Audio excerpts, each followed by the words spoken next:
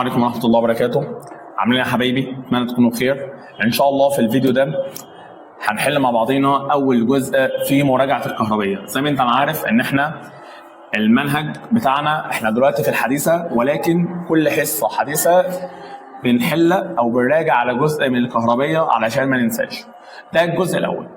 تعالى كده مع بعضينا نتكلم او نحل مع بعضينا الاسئلة المحترمة دي. اول سؤال الراجل بيقول لك ايه؟ بيقول لك في الشكل المقابل يكون الاتجاه التقليدي اللي مره داخل البطاريه يكون عامل ازاي؟ اولا دي بطاريه، هنا موجب وهنا سالب، وانا عارف ان التيار بيمشي منين لمنين؟ من الموجب للسالب. ده اسمه اتجاه التيار مين؟ ده اسمه اتجاه التيار التقليدي. فهو الراجل بيقول لك هات لي اتجاه التيار داخل البطاريه ماشي منين لمنين؟ هو هنا بيتكلم على المقاومه، اكيد ماشي من البي للايه. طب هو ليه قال لك داخل البطاريه؟ اصل ممكن حد يقول لي يا باشمهندس طيب انت ليه بتقول من البي للايه؟ طب ما هو التيار ماشي من الايه للبي. بس هو هنا قال لك ايه؟ قال لك داخل البطاريه، فهو ماشي هنا من البي للايه، ده داخل البطاريه. اما خلال المقاومه هو ماشي منين لمنين؟ هو ماشي من الايه للبي. فيبقى الاجابه الصح بالنسبه لي اللي هي الاجابه رقم ب. السؤال اللي بعديه الراجل بيقول لك ايه في السؤال؟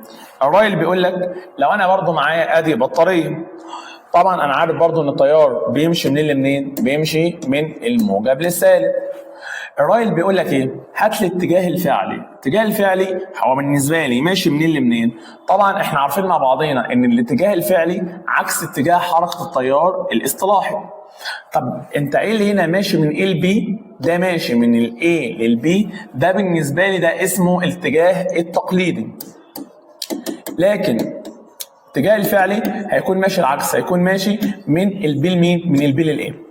طب انا هنا بسالك عن الاتجاه الفعلي، فيبقى بالنسبه لي الاتجاه الفعلي التيار هيكون ماشي منين لمنين؟ هيكون ماشي من البي للايه، من البي للايه. طب وبالنسبه للاتجاه التقليدي هيكون ماشي منين لمنين؟ هيكون ماشي من الايه لمين؟ من الايه للبي. فيبقى الاجابه الصح بالنسبه لي اللي هي الاجابه رقم جي. السؤال اللي بعده الراجل بيقول لك ايه؟ عندنا هنا ايه؟ وادي هنا بي وادي هنا سي. تمام؟ عايزين ترتيب شده التيار في دول.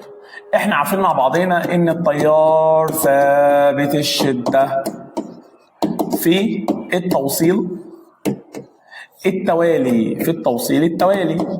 طبعا واضح ان ده وده وده توصيل توالي، فبالتالي هيكون ليهم نفس التيار. فيبقى التيار بتاع الايه هو التيار بتاع البي هو التيار بتاع السي، اللي هي الاجابه رقم د. السؤال اللي بعده الراجل بيقول لك ايه؟ عندما يمر تيار كهربي تكون النسبه ما بين الكيو اللي الداخله الى الكيو الخارجه. طبعا احنا لسه قايل لك ان التيار ماله؟ تيار ثابت. طبعا انا عارف ان التيار بيساوي الكيو على التي. ما دام التيار ثابت يبقى اكيد الكيو برضه ثابت، فيبقى بالنسبه لي بيساوي ايه؟ بيساوي 1. السؤال اللي بعده الراجل بيقول لك ايه في السؤال؟ بيقول لك لو دي العلاقه ما بين الكيو والتي، عايزين نجيب العلاقه ما بين الاي والتي. صلي بينا على النبي الاول. احنا اتفقنا مع بعضينا ان اي حاجه مع الزمن ممكن تبقى طردي ممكن تبقى ثابته. ده في الدرس الاول. مين الطردي يا باشمهندس؟ الدبليو والان والكيو طردي. اما البي دبليو والاي والفي دول ثابتين مع الزمن. ما دام انا بتكلم على تيار متردد، طيب او قصدي معلش، ما دام انا بتكلم على تيار مستمر. طب هنا انا بقول لك هات العلاقه ما بين الاي والتي. العلاقه ما بين الاي والتي اكيد هتكون علاقه مين؟ اكيد هتكون علاقه ثابته. السؤال اللي بعده سؤال رقم 6. الراجل بيقول لك ايه في 6؟ الراجل بيقول لك ايه العلاقه ما بين الان والتي؟ لسه من شويه صغيرين قايلين ان العلاقه ما بين الان والتي ده من ضمن العلاقه مين يا باشا؟ ده من ضمن العلاقه الطرديه، فتبقى بالنسبه لي علاقه طرديه. اهو لسه كاتبينها فوق اهو. لسه كنا كاتبينها هنا اهو. ادي كانت علاقه مين؟ ادي كانت علاقه طرديه. كانت علاقه طرديه هنا اهو. طيب فتبقى بالنسبه لي هنا هتبقى علاقه مين؟ علاقه طرديه. السؤال اللي بعده الراجل بيقول لك ايه؟ ايه العلاقه ما بين الاي والتي؟ احنا قلنا مع بعضنا العلاقه ما بين الاي والتي علاقه مين؟ علاقه ثابته. السؤال اللي بعده الراجل بيقول لك ايه بقى؟ الراجل بيقول لك انا عايزك تجيب لي التيار بتاع البي سي الى التيار بتاع الاي بي. طب واحده واحده.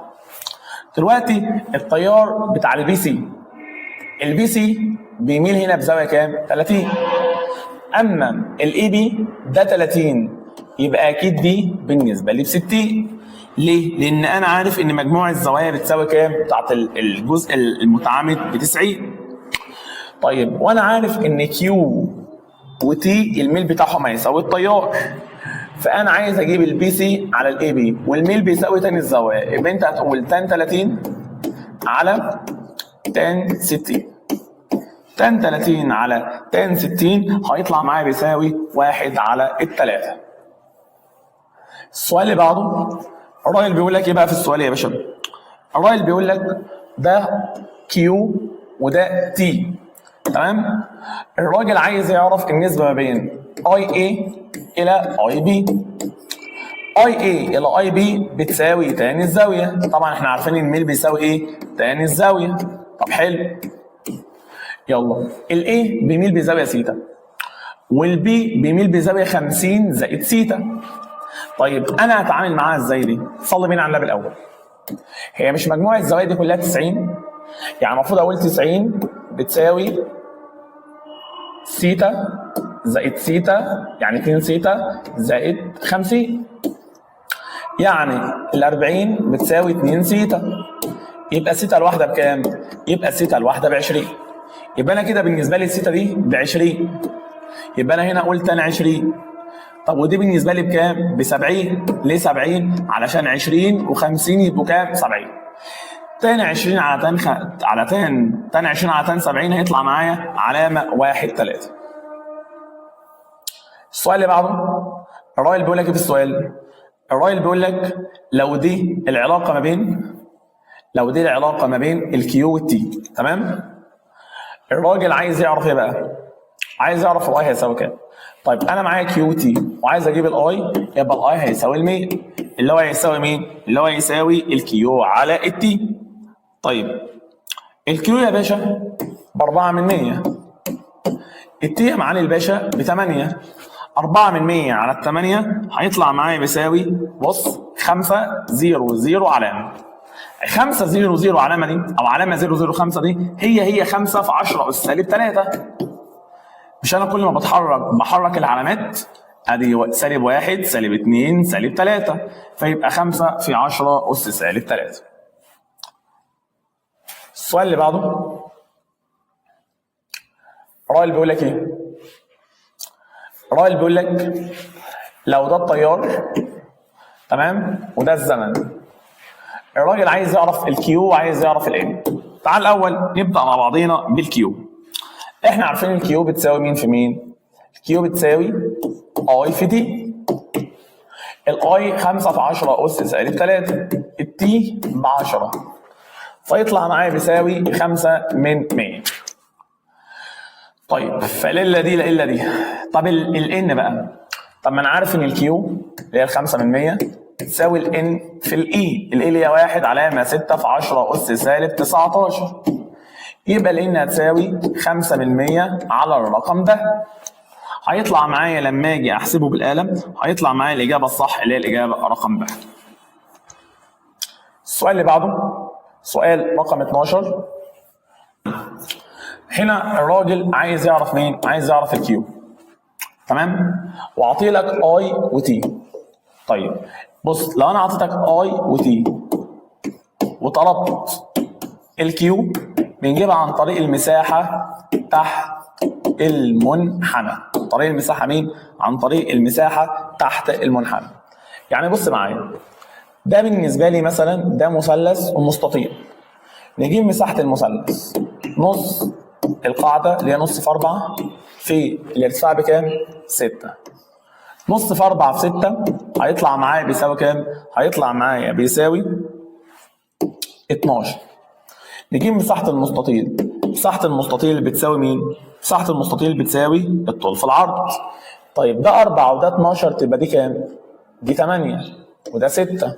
8 في 6 بتساوي كام؟ 8 في 6 بتساوي 48. فيبقى الكيو هتساوي 48 زائد ال 12 هيطلع معايا بيساوي 60. السؤال اللي بعده يلا. الراجل بيقول لك ايه في السؤال؟ انا عايزك تجيب لي كيو اكس على كيو واي. مش انا قلت لك لو انا اعطيتك اي وتي وطلبت منك الكيو بنجيبها عن طريق مين؟ المساحه تحت المنحنى. طب الاكس ده 4 وده 20 يبقى 4 في 20. الواي ده 22 يبقى 2 في 20. فلما اجي احسب ده بقى بالاله هيطلع بقى معايا بقى بيساوي كام؟ الراجل بيقول لك هات لي النسبه ما بينهم. فلما اجي احسب ده بقى بالاله هيطلع معايا بيساوي 2 كله.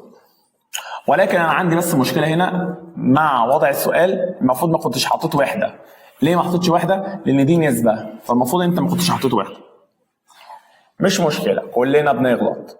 السؤال اللي بعده، الراجل بيقول لك لو ده ان وده تي، الراجل عايز يجيب الاي.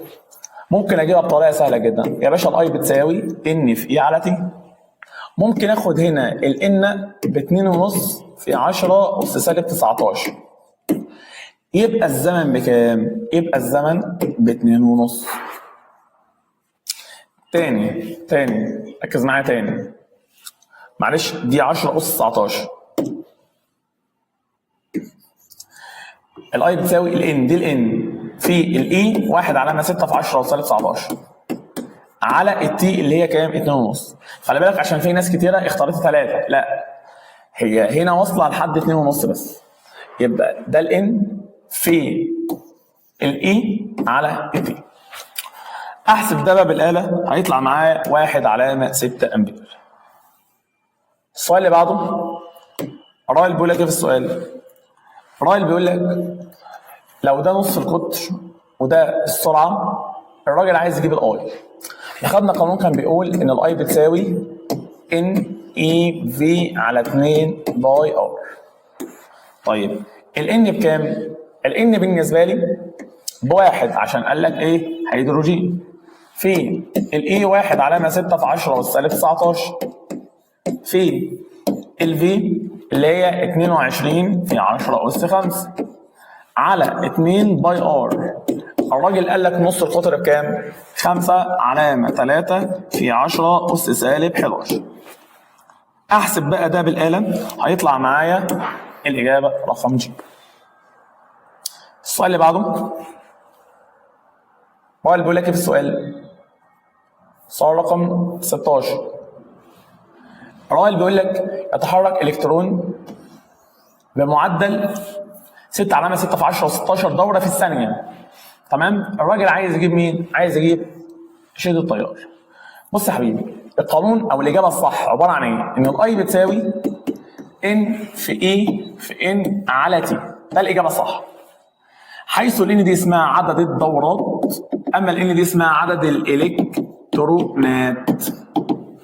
طيب دلوقتي عدد دورات خلال زمن معين معايا ب 6 علامه 6 في 10 اس 16 في الاي 1 علامه 6 في 10 والسالب 19 في عدد الالكترونات بكام؟ بواحد. لان الراجل قال لك ده ذره هيدروجين على التي. طبعا هو الراجل عطلك الان على التي على طول. فلما اجي بقى احسب ده بقى بالاله هيطلع معايا بيساوي كام؟ هيطلع معايا 10 علامه 5 6 في 10 وسالب 3 اللي هي الاجابه رقم ب. السؤال اللي بعده اللي هو سؤال رقم 17.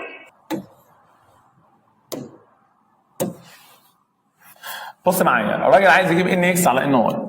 مش انا عارف ان الاي بتساوي ان في اي على تي؟ يعني ينفع هندسه اقول ان الان بتساوي اي في تي على اي. طب تعالى يلا نعمل ده كنسبه. هنقول يبقى ان اكس على ان واي تساوي اي اكس على اي واي في تي اكس على تي واي. بالنسبه لي بقى، بالنسبه لي الاي ده اصلا ايه؟ الاي ده اصلا ثابت. طب تعالى يلا عوض يلا معايا. اي اكس بالنسبه لي 6 اي واي بالنسبه لي 18، تي اكس بالنسبه لي 3 من 10، تو واي بالنسبه لي ب 2 من 10. احسب ده بقى بالاله هيطلع معايا بيساوي نص اللي هو 1 على الاثنين. السؤال اللي بعده بيقول لك اي العبارات التاليه تصف الحركه العشوائيه او اي من هذه الاختيارات صح. اي العبارات التاليه تصف بشكل صحيح الحركه العشوائيه للالكترونات. اول حاجه، هل الالكترونات تتحرك في خطوط مستقيمه دون تصادم؟ اكيد لا. هل الالكترونات تتحرك في مسارات منتظمه بسرعه ثابته؟ اكيد لا. ده احنا هنعرف ان شاء الله في الحديثه ان انا بعمل حاجه اسمه تعجيل الالكترونات، يعني انا ممكن ازود سرعتها. تتحرك الالكترونات عشوائيا في جميع الاتجاهات وتتصادم بذرات الموصل؟ ايوه. ليه؟ ده مثلا ده السلك ده بيبقى عباره عن شويه الكترونات وهم ماشيين بيقعدوا يصطدموا مع الذرات، عشان كده بتنتج المقاومه هنا بتنتج من الشكل ده. السؤال اللي بعده الراجل بيقول لك ايه في السؤال؟ الراجل بيقول لك الشكل المقابل يمثل انبوبه، ده الزمن وده الكيو، وقال لك ده من اليمين لمين؟ من اليسار، وشحنه 20 من اليسار لليمين. عايز يعرف شدة التيار واتجاه هيكون عامل ازاي. طب بص طيب معايا، تعالى بس نتفق على حاجه. ده سالب 12 من اليمين لليسار، ادي مثلا لو انا اعتبر ان هنا مثلا يمين وادي اليسار، يبقى ده سالب 12 كده اهو. طيب وبيقول لك 20 من اليسار لليمين، ادي 20 من اليسار لليمين كده اهو. تمام؟ تمام. هتفق معاك على اتفاق. ينفع اعين السالب اللي هنا واعكس الاتجاه، يعني اخلي الاتجاه كده، عينت السالب عكست الاتجاه؟ والله ينفع. كده ال 12 وال 20 بقوا بالنسبه لي بقوا فين؟ بقوا في نفس الاتجاه. يعني الكيو بالنسبه لي بتساوي 32، يبقى التيار هيساوي الكيو على التي. الراجل قال لك التي بكام؟ الراجل قال لك التي ب 8، يبقى 32 على ال 8 هيطلع معايا بيساوي كام؟ 4.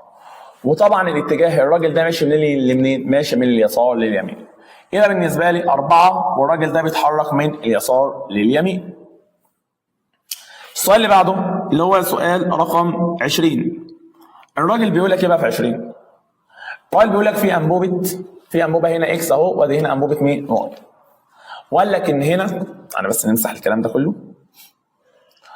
الراجل بيقول لك ايه بقى؟ ان ده بالنسبه لنا ده اتجاه 1، وادي هنا سالب 2، وادي هنا برضه 2، وادي هنا سالب 3.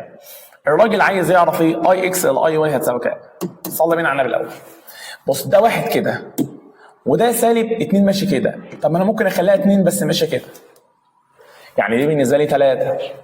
هنا برضه هنا 2 ماشيه كده، ده سالب 3 ماشي كده، طب ما انا ممكن اخليه 3 وماشي كده، بالنسبه لي يبقى كام؟ 5. فيبقى اي اكس الاي واي هيساوي كام بالنسبه لي؟ 3 على ال5. فيبقى الاجابه الصح بالنسبه لي اللي هي الاجابه رقم ب. السؤال اللي بعده او الصفحه اللي بعديها، الراجل بيقول لك ايه؟ الراجل بيقول لك الشغل المبذول لنقل 1 كولوم يطلق عليه مين؟ طبعا يطلق عليه فرق الجهد، لان انا عارف ان الفي بتساوي دبليو على الكيو. طب بقول لك الطاقه المفقوده من وحدات الشحنات في دوره كامله دي تسمى مين؟ دي اكيد بتسمى بالنسبه لي اسمها القوه الدفعه الكهربائيه للمصدر. ليه؟ ما دام قال لك دوره كامله، يبقى دي اسمها القوه الدفعه الكهربائيه للمصدر. لكن لو كان قال لك خارج البطاريه فقط، ده يكون فرق الجهد بين طرفي الموصل. الراجل بيقول لك ايه؟ يقاس فرق الجهد بوحده مين؟ تعال نبدا اول واحده، فولت صح، جول على كولوم صح، لان احنا لسه قايلين ان الفي بتساوي الدبليو على الكيو.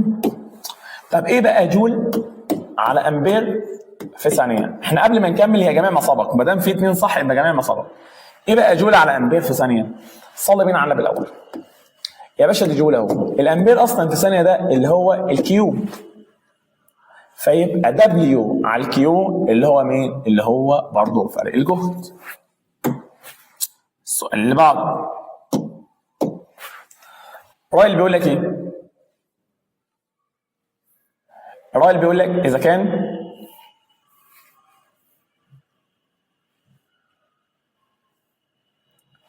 بيقول لك اذا كان فرق الجهد بيساوي 100 فولت والكيو ب5، الراجل عايز يعرف الدبليو. طب انا عارف ان الدبليو بتساوي الفي في الكيو، يبقى 100 في 5 بكام؟ 500.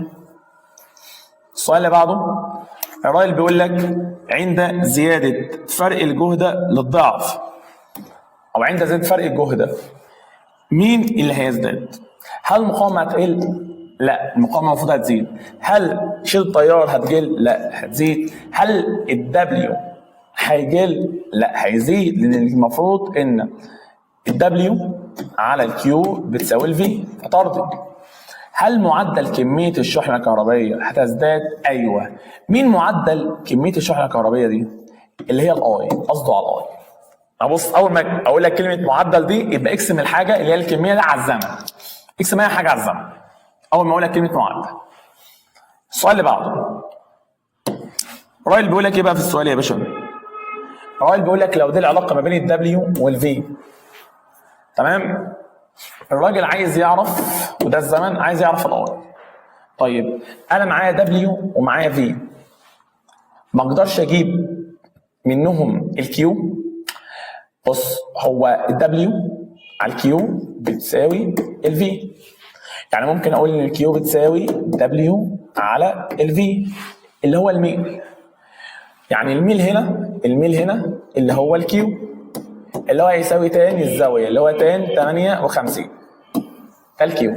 طب انا معايا الكيو ومعايا التي، اقدر اجيب الاي، يبقى الاي بتساوي الكيو اللي هي تان 58 على التي اللي هو كام؟ 5. هنحسب ده بقى بالاله، هيطلع معانا بيساوي 32 من 100. السؤال اللي بعده الراجل بيقول لك ايه العلاقه ما بين الفي والتي؟ احنا قلنا واضحين ان الفي من ضمن الخانه اللي هم بتبقوا مين؟ بيبقوا ثابتين. طيب 28 الراجل بيقول لك لو ده دبليو وده كيو، تمام؟ عايزين نعرف فرق الجهد بتاع مين اكبر؟ مين اكبر، الاي ولا البي؟ الاي، يبقى فرق الجهد بتاع الاي اكبر من فرق الجهد بتاع البي، يبقى اكبر. السؤال اللي بعده الراجل بيقول لك ايه العلاقه ما بين الدبليو والكيو؟ احنا عارفين ان الفي بتساوي دبليو على الكيو، فالعلاقه ما بين الدبليو والكيو علاقه ما بينهم علاقه مين؟ طرديه، عشان هما مقسومين على بعضهم. طيب الجزئيه اللي بعديها الراجل بيقول لك ايه؟ الراجل بيقول لك لو دي العلاقه ما بين الفي والاي وعايزين نجيب الار، يا باشا الار هتساوي الميل في على اي اللي هو تان الزاويه اللي هو تان 45. تان 45 بتساوي كام؟ تان 45 بتساوي 1. السؤال اللي بعده بقول لك لو فرق جهد زاد الضعف ايه اللي هيحصل للمقاومه؟ المقاومه ثابته. ليه بقى؟ المقاومه تعتمد فقط على طول السلك، المساحه، درجه الحراره، نوع الماده فقط. فعشان كده احنا بنقول ايه؟ المقاومه تؤثر على التيار، لكن التيار لا يؤثر على مين؟ لا يؤثر على المقاومه. يعني انا دلوقتي المقاومه زادت او فرق جهد زاد الضعف، يا باشا المقاومه هتفضل ايه؟ ثابته. السؤال اللي بعده بقول لك موصل مقاومته 20، دي المقاومه، التيار بواحد، التيار بقى ب2، التيار زاد للضعف، هل المقاومه هيحصل لها حاجه؟ لا، المقاومه هتفضل ايه؟ تفضل ثابته. السؤال اللي بعده بقول لك سلك مقاومته 10، سلك مقاومته 10 فرق جهده 20، لو فرق جهد 5 غير فرق الجهد، هل المقاومه هيحصل لها حاجه؟ لا، المقاومه هتفضل برضه مين؟ ثابته. السؤال اللي بعده الراجل بيقول لك ده اي وده في، عايزين نعرف مقاومه مين اكبر. خلي بالك بقى ان الراجل ده بيلعب معاك لعبه كده وحشه. ايه بقى اللعبه الوحشه يا باشا؟ الطبيعي ان يبقى هنا في واي وساعتها الميل هيساوي الار، اما هنا جايب لك اي وفي يبقى الميل مش هيساوي الار، الميل هيساوي مين؟ مجلوب الار. يعني انا بالنسبه لي ميل مين اكبر؟ ميل الاكس اكبر من ميل الواي، بس الميل مع المقاومه عكس كده دلوقتي، يبقى المقاومه بتاعت الاكس اقل من المقاومه بتاعت الواي. يعني المقاومه بتاعت مين اكبر؟ اكيد المقاومه بتاعت الواي اكبر. طب هو بيقول لك ايه؟ النسبة ما بين المقاومة بتاعت الاكس الى المقاومة بتاعت الواي. يبقى انت بتقسم صغير على كبير، صغير على كبير هيديلك حاجة اصغر من الواحد. مش هطول عليكم، اتمنى الناس تكون استفادت من الفيديو، وان شاء الله ننتظر الفيديو القادم.